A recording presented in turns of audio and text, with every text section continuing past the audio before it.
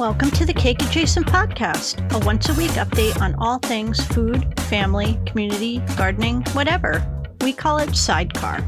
If it has to do with the rituals around food and holidays, making food or taking it places, or remembering what we were eating during important times in our lives, we'll talk about it here. I am your host and bestie, Jen Coleslaw, coming to you from the soulless suburbs of Northern Virginia. Hi, friends. I am so sorry that I didn't get a podcast out last week. Not only was it a busy week that it got away from me, but I had a lot going on in my head, and I couldn't process it all in order to create a decent 15 minutes of thought. It was like I had so much jam-packed in my brain like an overstuffed piñata, and no matter how many times I took swings at it to let some things loose, I kept missing. So I spent some time thinking about what all was stuffed up in there, and what was going on that was making it so hard to put down a paltry 15 minutes plus food holidays down on paper and read it into a microphone.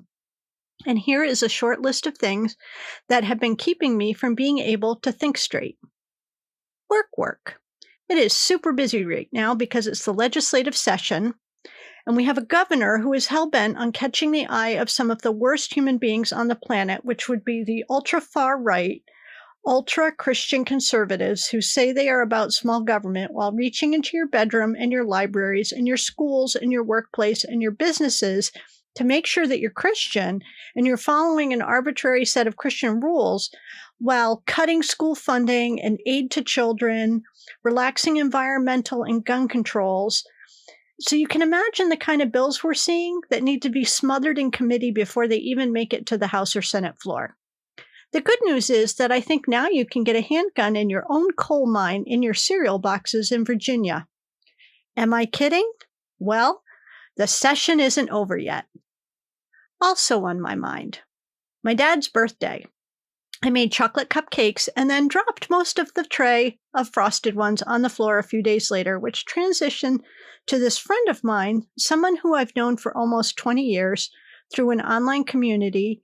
And he went into rehab this week, and I reached out in advance of him going to let him know that I was thinking of him, and that the one regret my father had was not getting sober sooner, and that he's doing a really good thing by his kids. And so he's been there for a couple days now, and I've been thinking a lot about him because I remember when my father went into a 28-day rehab, and I missed him so much, but how everything changed when he got home. And certainly things changed for the better in some ways and changed for the not better in other ways, but I've been thinking a lot about that. This week, Catherine let me know that the first Patrick's father died. And today, Sunday, January 22nd, is also the anniversary of the death of the second Patrick's second wife, who I liked very much. And my heart broke when she died of cancer. She had been sick for quite a long time, and she was really quite a trooper. The pandemic has really done a number on my ability to realize the passage of time. It has been 7 years since she died, and it feels like at the same time it was forever ago and just last year. I was recently cleaning up in the kitchen, and I found a few notes that she had sent to me. She was a stylist for print, magazines, and catalogs. She had a very successful business. And she was always collecting little things like vases and egg cups and antique tins and things for photo shoots. And when she was winding down that business, when she got really sick, she sent me a few of those things, and always with a fun little note. She always had such good advice, and I wish she and I had had more time to get to know each other. It was probably an ex-husband's worst nightmare that a first wife and a current wife would become friends, but that would have been fine with me. We used to joke that we had this great thing in common, that we had married the same guy, and that was the truth. Another thing that happened in the last 2 weeks was that my mom called, with the ever-present sadness in her voice, saying that she wished that she had her old life back. And before I could even stop myself, I was saying, "Oh, Mom, I wish you could have your old life back too." My voice was catching because a good part of her old life is my life. Sitting around the dinner table with Mom and Gordy, my beloved stepfather, talking about any number of things from backyard birds to politics to science, whatever. I want that life back too. I miss him calling with computer questions or getting a note in the mail with an article about a new migraine study he had come across in all of his medical reading. I miss him. But about an hour after getting off the phone with her, when I was done being all weepy myself, realizing that for over a decade, I had been trying to get back to my old life in Providence, trying to figure out a way to be closer to my family and my friends. And every time I was up for a job interview or I was visiting and lamenting the lack of community in Northern Virginia, the lack of friends, the dearth of dive bars and diners, my mother would tell me to just get over it, that life was over. It was time to make a new life in Virginia. When I was visiting, she literally would have me drive her somewhere, like a 40-minute drive. And during that time, she would lecture me. And there was nothing I could do but listen because I was driving and I was being held captive. And it was so awful. And eventually, I just stopped trying to move back to New England to be closer to my family and my friends. And I also stopped visiting. What used to be a visit every 2 or 3 months became every 4 or 5 months. And then maybe it was twice a year until COVID. And now it's just been twice in 3 years. And you know how much trepidation those last 2 trips have caused me. I have talked here about my mother's lack of empathy, and the first season of 2 Chocolate Cakes, it is real evident that she was just not available to me in any meaningful way. But now that she is alone, she expects all kinds of support from people, me, my sister, her brothers, who have their own issues, by the way, the one friend she still has, Linda, and she has never really supported any of us in any way, and we're all struggling with our own conflicted feelings around this. And of course, our first inclination is to move heaven and earth to help people, help mom feel better. But damn, if it doesn't feel like it's always a one-way trip. Someone somewhere on the internet or in a book, and I don't think it's anything new, and I'm sure you've all heard it yourselves. I saw or heard or read this, and it has been sticking with me. And certainly most recently, but uncomfortably, stop trying to find you in other people. Stop expecting other people to do the things you would do. But at the same time, you don't have to continue to fly across the country for people who wouldn't cross an empty room to say hi to you. That's a super clunky metaphor, but I think you know what I mean. Someone that I follow on the socials who I found on my FYP on TikTok just yesterday, that TikTok algo is always so on the money. Thank you, China. Said that parents who complain that their adult children are ghosting them should take the advice they're giving others. Change your behavior to get what you want. And this creator used the example of, quote, stop ordering Starbucks and avocado toast and then you can afford a house.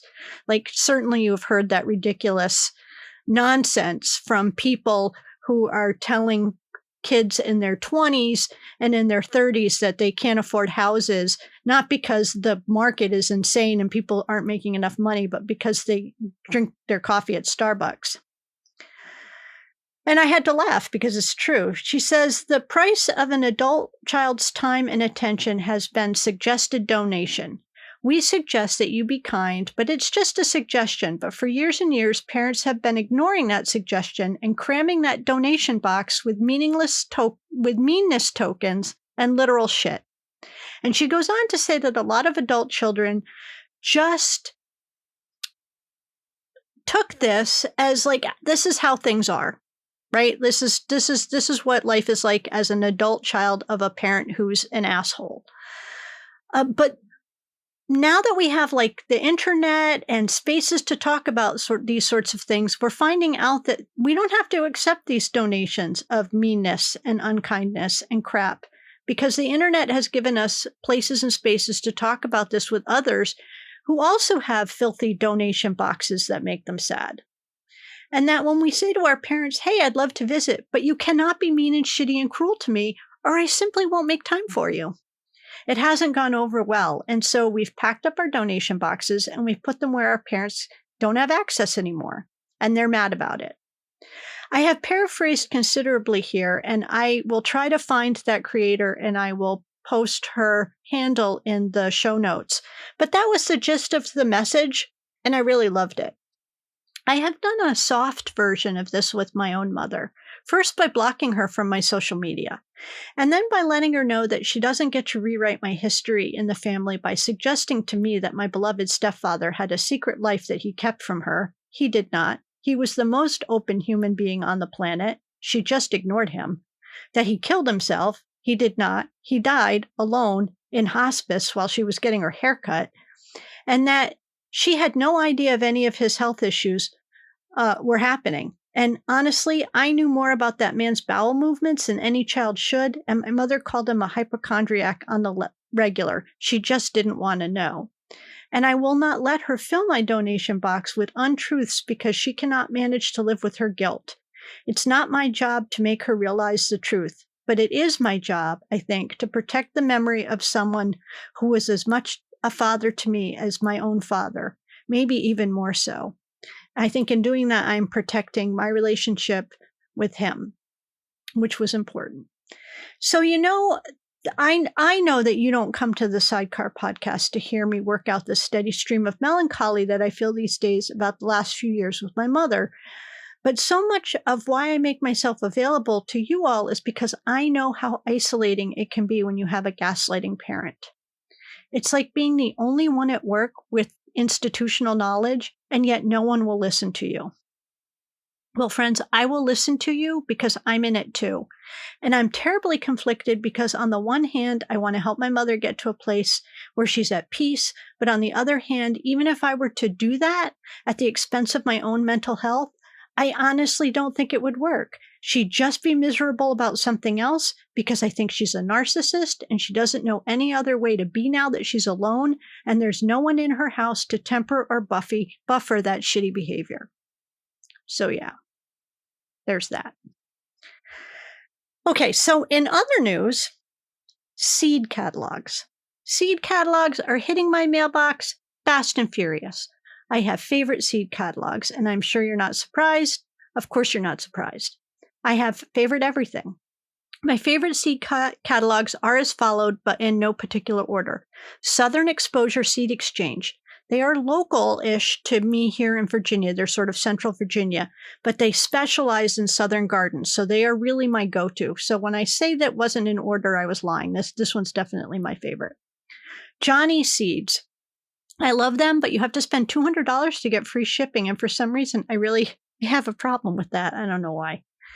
Pinetree Garden Seeds, love them. They probably have the best prices around of seeds because they don't have like glossy seed packages. And Kitchen Garden Seeds, which are expensive, but they have some of the best mixes. And this is the same company as White Flower Farm. And now that I'm reading this, I'm remembering that there's another seed company that I really like. And I want to say it's Hudson Valley Seeds, maybe. And they have these art packages seeds because I was just talking about glossy, fancy seed packages.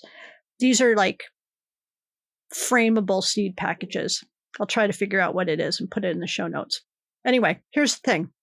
Even though I have a tiny greenhouse, I have terrible luck starting seeds. So the past few years, I've spent a few $100s on seed starting supplies and seeds only to have them burn up in the greenhouse or not germinate or get eaten by slugs as soon as I put seedlings out in the garden. And honestly, that is a terrible use of my time. So I don't know if I'll buy seeds this year. I certainly have enough seeds from the past few years to plant a several acre farm, so I have plenty. The germination rate might not be great because they're a year or two old, but that's fine. I know this sounds super whiny and hyperbolic, but I really think that climate change is making it so much harder and harder to grow things here in Virginia.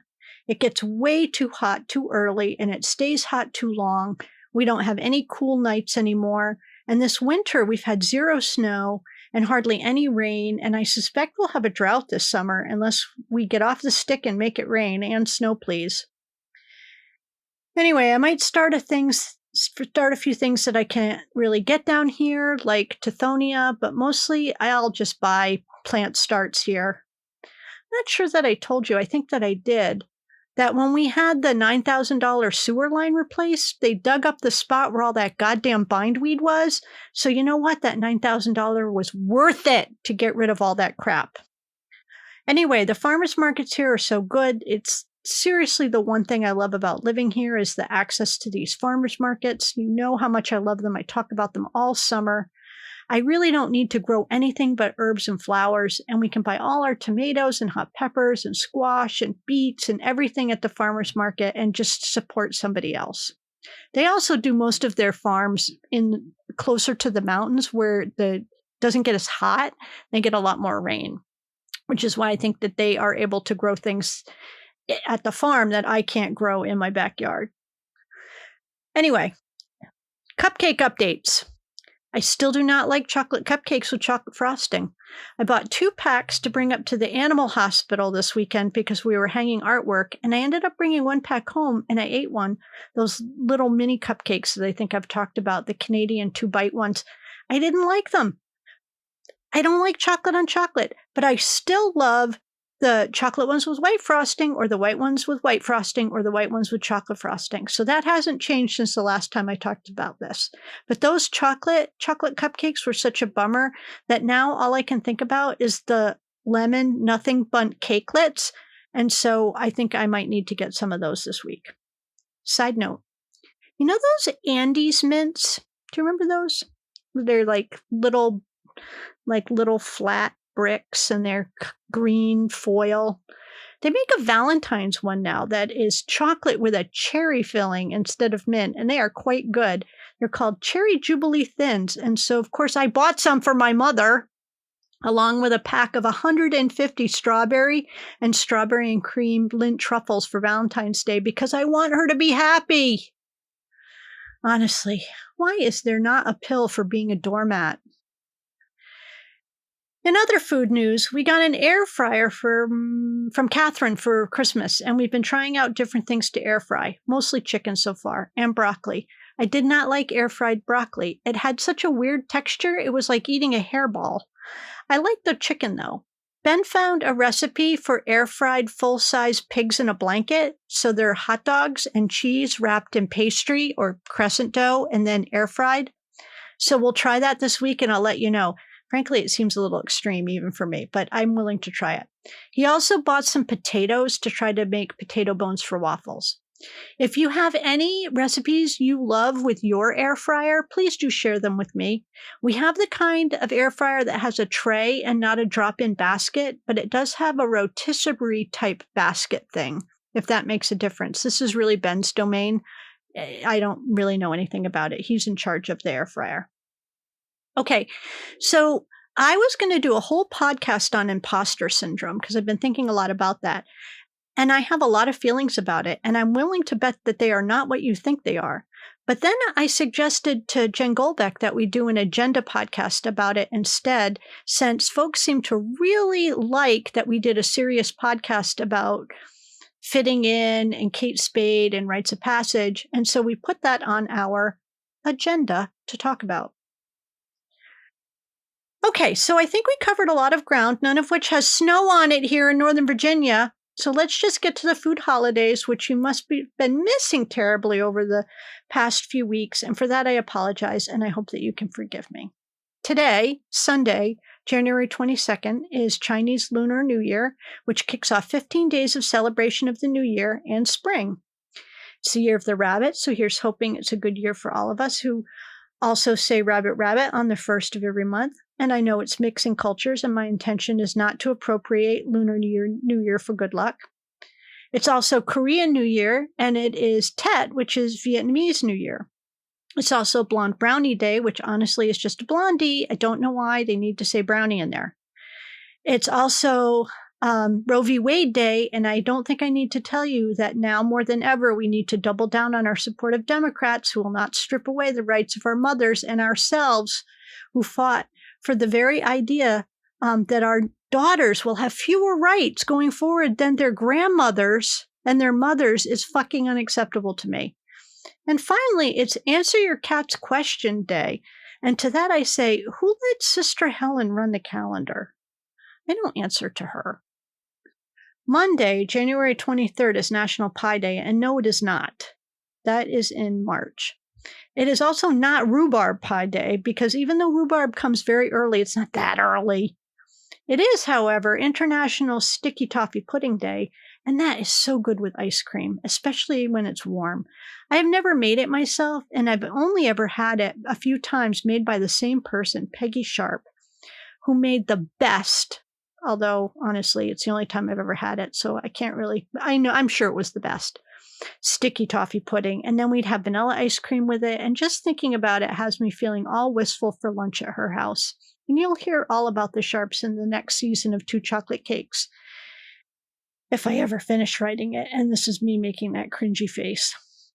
Tuesday, the 24th of January, is National Peanut Butter Day. 2 big thumbs up. And I think in honor of that, I'm going to bake an onion filled with peanut butter and breadcrumbs and see how that tastes. Just kidding. I'm sure that tastes like sadness. Instead, maybe I'll have time this week to make some peanut butter cookies. My favorite recipe is from the Better Homes and Garden cookbook, although I got some great baking bits from friend of the Golden Ratio Squad, and I think of my podcast too, Ralph and his wife, who went to Hershey and sent me a whole box of delights, including these new baking chips and bits from Reese's, and I've been dying to try them out. I think they'd be really good in brownies, actually. Tuesday is also Lobster Thermidor Day, which is when you deconstruct a lobster and then you cook the lobster meat in a wine sauce and then you stuff the whole thing back into the lobster and then there's more sauce and then there's like a cheese thing. Honestly, the whole thing sounds quite dreadful. So I just hold out for peanut butter baked stuffed onion. It's also National Compliment Day, so make sure you say something nice to someone today, like, "Thank you very much for not making me eat lobster thermidor. You're my best friend." And double down to make sure you say something nice to yourself today. Wednesday, the 25th, is Irish Coffee Day, which, if you did not know, is black coffee, whiskey, sugar, and whipped cream. Irish coffee was actually invented in the late 40s by a chef at a little layover airport spot in Ireland. Sometimes the weather was such that the planes which had stopped at that airport to refuel on their way to warmer, fancier, and sunnier places had to turn back. So the chef would whip up these special coffees while people were waiting for their flights. And they were introduced in the U.S. in the early 50s in San Francisco, and the rest, as they say, is history. I am not a fan, but I do love Maltesers, which can come from Ireland, so I will just have those instead. It's also Fish Tacos Day, and to that I say no thank you. Tacos are for Tuesdays, not for Wednesdays. Wednesday is also St. Dwiven's Day, which is the Welsh version of St. Valentine's Day. And finally, it is Burns Night, which is the night every literature major with an Ivy League degree in the U.S. celebrates with scotch and haggis and epic tales, plus a drunken chorus of Auld Lang Syne, which almost nobody knows all the words to. In 2009, Scotland voted Robert Burns the greatest Scot ever by the Scottish public. I mean, that's awfully nice. There's probably a lot of great Scots, so it's kind of nice that he won that. Okay. Thursday the 26th is Irish Soda Bread Day. And what is with all of these Irish and UK holidays this week? It's also National Peanut Brittle Day, and I'm a huge fan of peanut brittle, and I keep buying peanuts at the peanut store that we go by on the way back from visiting Ben's parents, and then I always forget to make it. But to be fair, it's one of those things that you cannot make when it's humid out, and it's almost always humid here, because it just won't set up right, and then it is peanut gummy instead of peanut brittle. It's also International Environmental Education Day, and I will bet you 1/2 pound of peanut brittle that the Virginia State Legislature today will do something that will make the environment cry. Friday is Chocolate Cake Day, which is fine, and I'm pretty sure there are other days that celebrate chocolate cake, so let's instead make Friday all about a much more important day: International Holocaust Remembrance Day, Holocaust Memorial Day, and Auschwitz Liberation Day. And a good way to honor these days is to make sure your elected official knows that you want history, especially Holocaust history, and maybe African American history and Asian American history taught in our schools. And if you don't think that you need to tell them, you're wrong. You really do, because there are people out there that are trying to erase history. Saturday is Blueberry Pancake Day, and I am a big fan of blueberry pancakes. I like to get them at the Silver Diner. I never make pancakes at home, though. It's also Seed Swap Day, and Lego Day. So if you are following the SideCar New Year's resolutions, today's the day you bust out that Lego kit you got for Christmas, or you go get a new one. Although new Lego kits are being released at the beginning of February, so you could wait until then. I give you permission. I'm going to wrap up all of the food holidays for the month on this podcast. So Sunday, the 29th, is Corn Chip Day. Big fan. Love Fritos, especially the scoops, especially with some bacon horseradish dip, or Fritos crunched up in some chili. Just a big fan of Fritos in general. It's also World Leprosy Day, and I was going to make a joke about how you should never eat a body part you find on the ground, but that seems like it might be a little too much, so I probably won't tell that joke. Monday, the 30th of January, we're going to celebrate croissant. I love croissants so much, but they seem so hard to make. Once I got the frozen ones at Trader Joe's, and I was proofing a whole tray, and I think it was either 8 or 12, and BB, who was our Weimaraner before Ladybug and Waffles, and she never did anything bad. But when she did, it was usually pretty bad. She ate the entire tray of croissant dough after they were proofed, but just before they went into the oven. And oh my God, she looked like a fat sausage. Content warning ahead. Her poops were so fluffy, like for a week, though. It was amazing. Finally, Tuesday the 31st of January is Hot Chocolate Day. And I bought all of the things to make hot chocolate bombs this year. And of course, say it with me, I did not make them. Maybe this weekend? I thought I could stretch holiday baking out to Valentine's Day, but I still need to make some space in the dining room in order to work. It's also Brandy Alexander Day, which is cognac, creme de cacao, and cream, and I don't think I like them, but I do love the Feist song by the same name. And while I was finishing writing this, the doorbell rang. And it was an older man, Spanish-speaking, but his English was pretty good, and he said he was one of our neighbors down the street. And I sat on the stairs while Ben talked to him outside, and it was unclear exactly what he wanted or needed. He was talking about how he couldn't work, and his hand was shaking. He kept showing Ben his hand, and it was raining and cold. And Ben and I literally emptied our wallets. We only had $40 cash between us, but Ben told him to come back anytime he needed a hot meal or warm clothes or anything. We gave him an umbrella, too, and then I got a little teary after he left because I felt like we didn't do enough. And honestly, who knows if he was just looking for beer money or whatever. I mean, even if he was, to knock on the neighbor's door to ask for beer money is probably pretty fucking hard. And we had beer money to share and always food to make for someone who shows up at our door. Anyway, I hope if he needs anything, he'll come back and I'll make him a warm drink and a sandwich and he can meet all the cats. Someday I'll tell you about this other shitty neighbor we have who's trying to outlaw panhandling because, quote, they are just going to get money for drugs. Well, so what? So don't give him any money. She doesn't get to say who I give money to. If that was the case, if I had my choice, I'd outlaw Salvation Army and collection plates at church. Okay, so that should keep you in food holidays and thinking about February. And you might put on your calendar now that Wednesday morning, you need to say rabbit, rabbit, rabbit. Please keep sharing and rating the podcast, sharing it with your live action role-playing group in the forest, your mall walking group, and your creative writers at the community center. I'll see you this weekend. Next weekend. And remember, do good recklessly.